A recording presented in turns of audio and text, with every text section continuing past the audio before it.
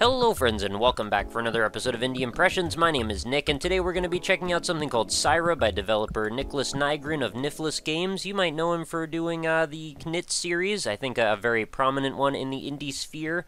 This one we are looking at it follows a lot of the same cues from that series. One of them being a mostly non-adversarial exploration-based narrative, and this one is actually a puzzle platformer, so there are actually some things a little bit more involved with like the nitty-gritty of gameplay that, you know, a lot of times with these more exploration ones, you get more focused on the bigger scope and kind of lose a little bit of some of the actual gameplay stuff. In this case, I think we've got a pretty nice balance of both. I've spent about 15 minutes or so with this one to get acclimated, so I understand exactly what we're getting into, and I think this is a bit of a treat. I think I definitely want to play a lot of this one, so let's jump into it. We'll start at the beginning, and we will go over what there is to see. So there are hints actually at the top first thing, so we don't actually need those necessarily, but they're there nonetheless, and they might serve as a nice counterpoint for whatever it is that I'm talking about or neglect to talk about. So you can tell what's going on in a screen-to-screen basis. So we play as this girl character here. I believe she is the one named Saira, and we're going to be exploring around this pretty large, expansive landscape, and it's actually an intergalactic game in some ways, or at least a multi-planetary game. We're going to be looking around in various planets with various different puzzle elements, and our character is actually a photographer, and what that means is at any moment we can actually grab with, by pressing the A button, we can pull up this UI overlay, and we can actually snap a shot of any element that we want to capture. This is actually not the correct way to go, but I'm just sort of looking around and meandering and browsing a little bit. So we've got a largely flat presentation. It's got kind of a cool art style to it. The background looks a bit more naturalistic, and in the foreground it seems a little bit more like paper cutout style or something, but it's kind of endearing nonetheless. And so this right here, 321654000, is definitely a password, so we're going to grab that, and we can use that for a puzzle coming up in just a moment. We're going to progress through more and more hills. This is a checkpoint. We press down to snap that. And of course I am sort of glossing over a lot of the stuff that's being featured in the top, but hopefully you guys are catching it if you want to catch it. This is a jumping puzzle. I think we're pretty familiar with how to handle these. And our character is actually a little bit more facile when it comes to how to handle some more tumultuous jumping situations. What's this in the background here? Some sort of a large bug or a bird or something? I'm not really sure what that is. And you've got these little jelly guys, little oozes who hop around. They're not really going to hurt us or anything, so you don't have to worry. There are enemies later on that can like spike you and cause you to go back to a checkpoint, but for the most part, damage is usually self-inflicted by falling into a puddle or something, or trying to get through that laser barrier, which is a really poor idea, and will just take you back a couple screens. There's not a whole lot of like punishment, and I don't think this is a particularly hardcore game by any stretch.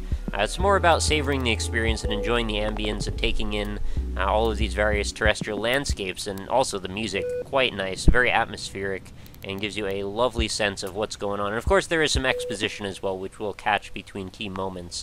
So another key feature that I didn't mention yet is we have a PDA, and we can jump into the PDA at any given moment and look through our photos that we've taken. In this case we've only got the 2 of them.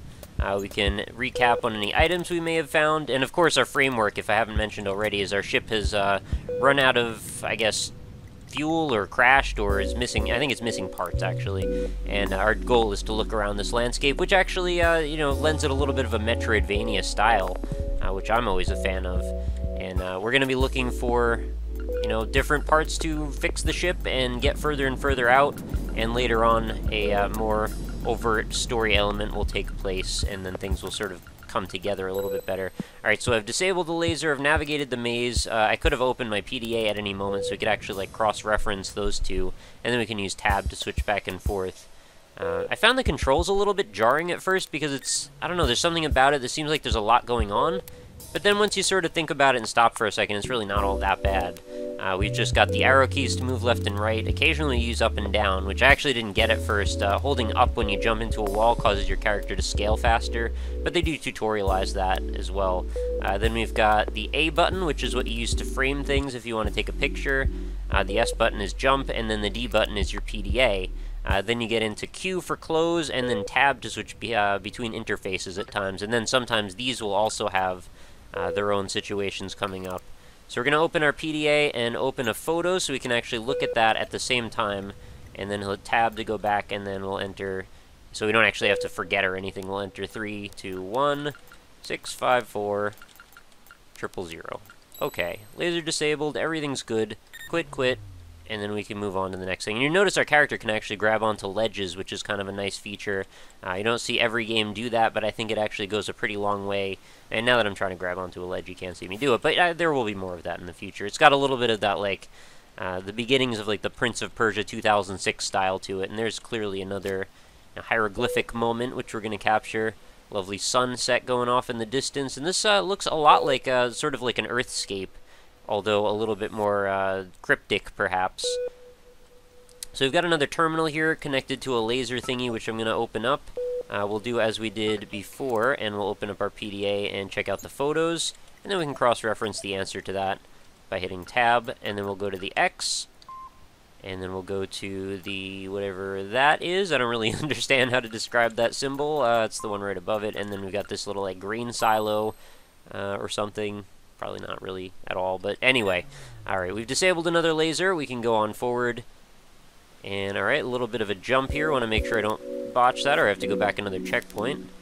And then we've got a little bit more of a labyrinthian jumping puzzle area, which I'm totally fine with, because I actually, again, I find the jumping mechanics actually pretty satisfying in this game. Not that it's necessarily all about the jumping, it's more about the exploration and a little bit about the exposition.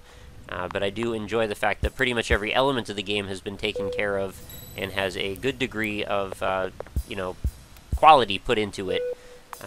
One thing I might have wanted to tweak a little bit, if anything, is really just like some of the interface elements seem a little bit rudimentary and simple, but, you know, it gets the job done. I'm not complaining. Alright, so now we find ourselves at a bit of an impasse. So at the very best, I can't quite make it up this wall. It's a little too high. To our left, though, we've got a slightly less steep wall, or less tall wall, anyway, that I can climb up. And then we'll head in here, and we've got some sort of a pit of, I don't know what we want to call that stuff, but it gives us this special ability, and it says at the top, if you touch certain liquids, you will power up for a limited time. When you're powered up, jump, and then quickly press A. This will enable you to fly for a short time, use this to reach a new area. So, again, we're being tutorialized still at this point. There is a timer to this thing, so I want to be a little careful how I use it, but that does allow me to turn into a flash of light for just a moment, which is just enough for us to get over that and grab some tape. So, very carefully fall off of this platform and not all the way into the water. The sense of momentum is a little bit off-putting at times. Sometimes you'll start to fall and, you know, you don't really have any air control, so that is something to be aware of. I can, at any given moment, decide to pop into my PDA and teleport back to the ship. I'm going to choose not to here, just so you can run through the landscape with me and enjoy the pretty background again, and then we will move on with things, because I believe getting the tape is enough for me to repair my engine enough that I can actually leave the planet and go search out some other things off in the distance. Now, there's still more on this planet as far as I can tell, because if you remember, the first place I'd gone was to the right, and there seemed to be some sort of an object over there, which I didn't really interact with. But before I head out, I should just open that up so I can refresh my memory as to exactly what that object might be, or maybe what I want to remember about it for the future.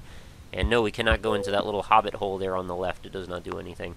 Alright, so we've got this thing, which if we press D, that opens up a control interface, and we've got an up and down, which don't seem to do anything. We can take pictures of this, which might be useful.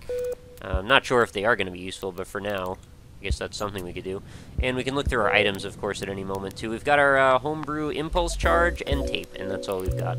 So we'll switch back over here, and then take a picture of that. It looks just like a broken fuse or something, or a wire that's looks a little bit shredded on a couple sides, so maybe we'll come back with another item that'll aid us with that later on. So it's really a nice premise, you know, it's nice and tranquil. You get into the environment. Oh, and this is a dead end, so not much to be done over here. But yeah, you definitely get into what's going on. Oh, this is the teleporter thing. Okay, we'll get to that in a minute. I understand now.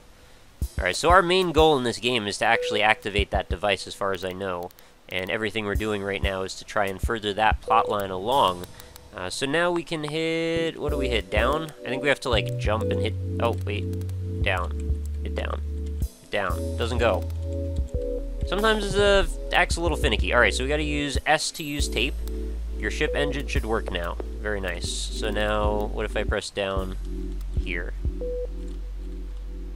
Maybe I'm being impatient. I seem to be hitting the button an awful... Oh, I just need to use D to interact with things, despite it saying down. So a little bit of interface incongruity there, because when you go over the checkpoints, you hit down to activate the checkpoints, but then with any machines or objects, you need to use D. So you gotta remember those two being separate. I really enjoy this art style now because we've got these like macro shots of mushrooms with a little bit of like a limbo-esque giant creepy spider. And we find out that our character's name is Saira. I'm an explorer and a photographer who specializes in difficult shots. There's good money in it, in particular for photographs which involve danger to the person taking it. Fair enough. Everything changed 3 years ago when my sister was injured in a car crash. I had to go to Mars quickly to see her. Unfortunately, at the time, I was far from home and the trip would have taken years by ship. I took the risk of teleportation instead. It's not safe, but it's fast. After an uneventful teleportation, I was soon on Mars, but my sister was gone. In fact, everyone was gone. I'd spent months traveling around searching for people. Something must have happened while I was teleporting. Perhaps the teleportation process had shielded me from it. It took me a full year to track down another human. His name was Bobo. And he had been teleporting in the precise moment everybody disappeared. Finally, I was no longer alone. Bobo was very easy to get along with. He even shared my interest for adventuring. Unfortunately, none of this was to last. And that was very mysterious. And now we find that we actually have a planetary map which we can use. And we can head to another planet called Sekai, or Seki. So we are going to do exactly that. And have a little look around there. That planet doesn't seem to have any items, but it might have something else of importance to us that we'll want to check out. So there is a checkpoint to our left, and it looks like we're on a bit of an Arctic snowy place. And let's go see what there is to see. Oh, we've got little spiky guys down on the ground. I want to make sure I don't spike myself with those.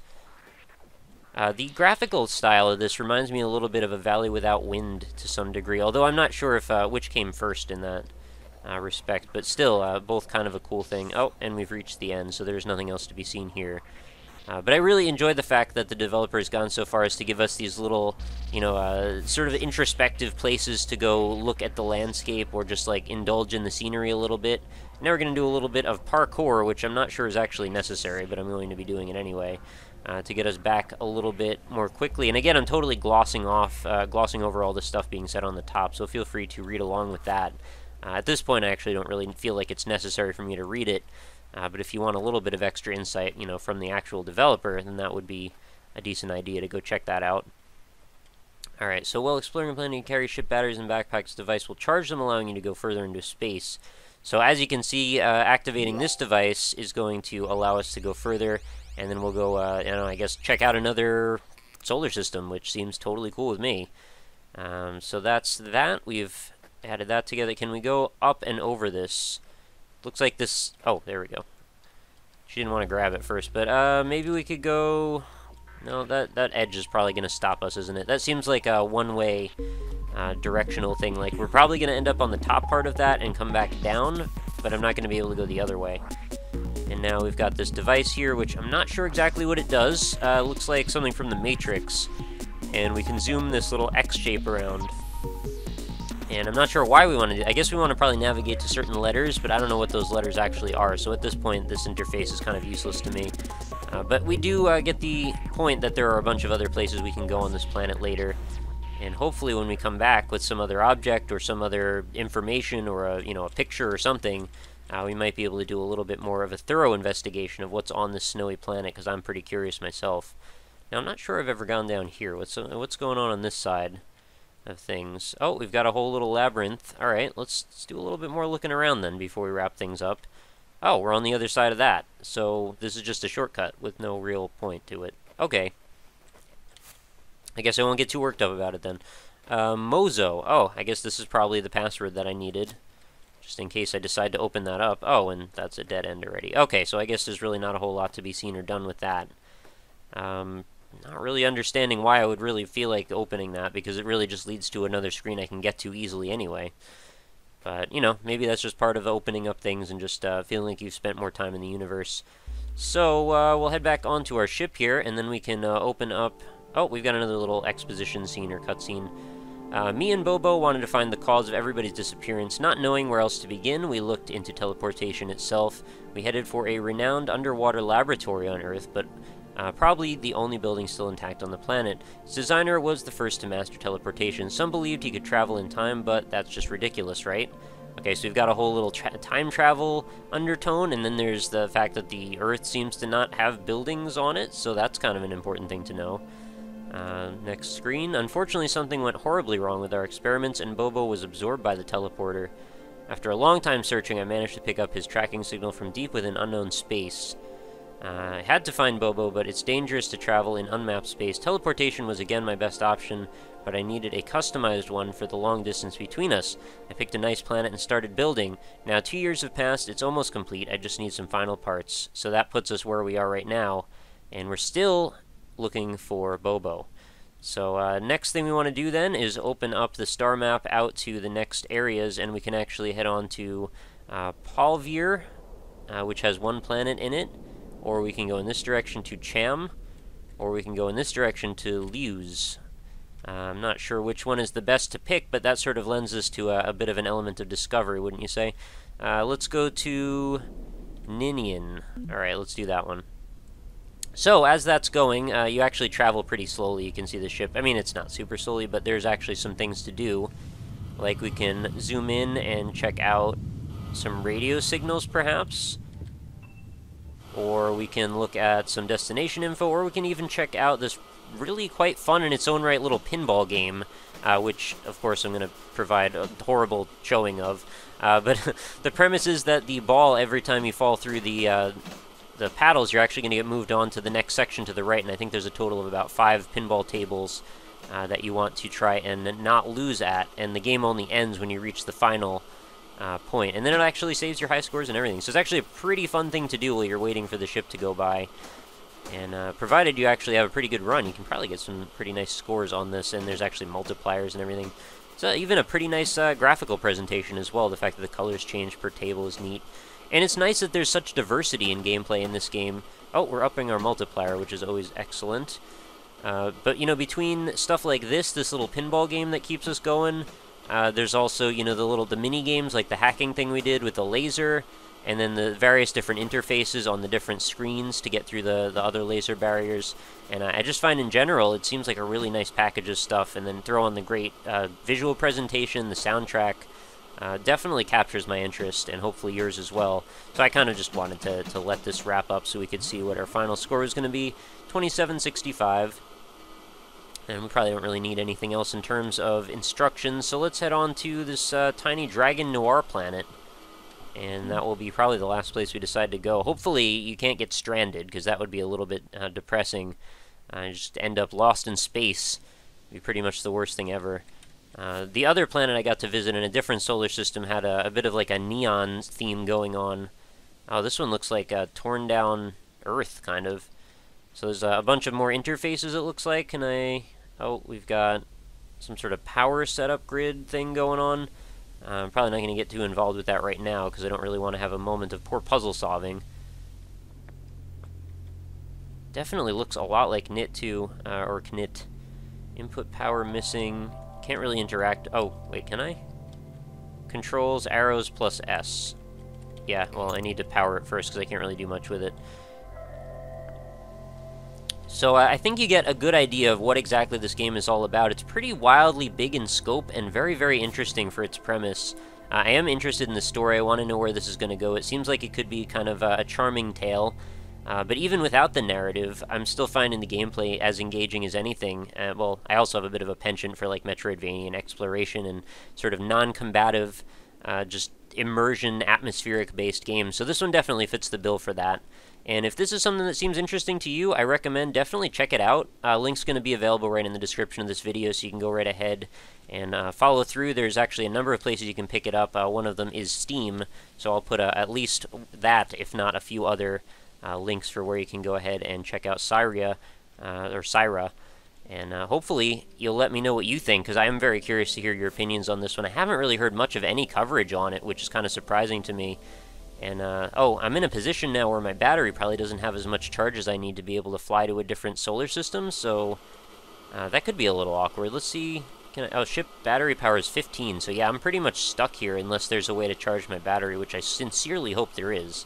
I'd be a little surprised if there wasn't, to be honest, but I guess with that, then, we will let things go for the day, so be sure to check out the description for more info. And there's quite a few places to go, actually. I mean, there's a bunch. Oh, and I should mention also, I believe there's a demo available as well through the Nifless Games website, so I should probably link that as well. It doesn't let you explore all of the different planets, but at least you should be able to get a feel for the controls and all. Definitely a pretty nice thing to do. So, yeah, check out the description, check out my other social media links, and see what you have to see in there. I mean, I've got my Facebook page, I've got my Twitter, I've got my Twitch page, and of course, indie-impressions.com is where you want to go if you want to check out more in the series. I've covered over 500 indie games now in a similar fashion, so if you're definitely looking for something original or different or unique in the indie game world, hopefully there's going to be a whole bunch of stuff for you to find over there, and you can sort through all of them. Oh, we've got Silent Sun. There's some sort of a Morse code situation. I've also noticed there's actually like music playing on some of these occasionally. Experimental amateur radio. Yeah, there's actually a little bit of music as well. Beautiful soundtrack. Lovely, lovely stuff. But yeah, check out indie-impressions.com. I know it's a little disjointed here at the closing, but find some other games you might like. Let me know what you think of this one in the comments if you don't mind. I'd love to hear your opinions. And of course, leave any support that you wouldn't mind leaving. If you think I deserve a like on this episode, that's definitely welcomed as well. But just whatever you think I deserve, of course. And we will wrap up another episode. So I hope you guys come back again tomorrow. New episodes are every single day without fail. I've been doing it for over a year straight. So hopefully you'll keep coming back, because I'll keep making them, and we'll see where that goes. So I hope you enjoyed the episode, and I will see you again tomorrow. Take care, guys.